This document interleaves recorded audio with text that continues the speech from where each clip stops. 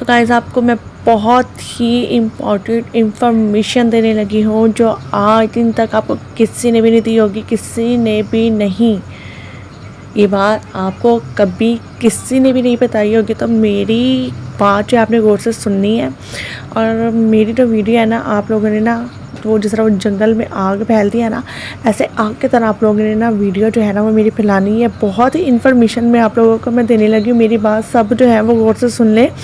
इस वक्त जो है वो रात का टाइम है, बहुत रात का टाइम है और बहुत ज़्यादा अंधेरा हुआ है। अंधेरा इस कदर हुआ है कि मैं आप लोगों को बता नहीं सकती। हाँ, क्या कहते हैं, सितारों की जो सी है ना वो हल्की हल्की सी रोशनी है, ठीक है ना।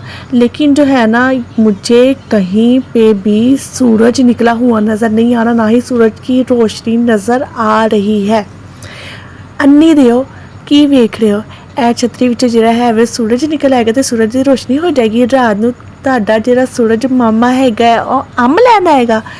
बड़े वेले लोग तुसी, बड़े वेले लोग, बड़ी तुहानूं इन्फॉर्मेशन ਜਿਹੜੀਆਂ है ना वो चाहिए ਹੁੰਦੀਆਂ ने ते ਜਿਹੜਾ बड़ी तुसी वेले लोग हो, बड़ी वेले।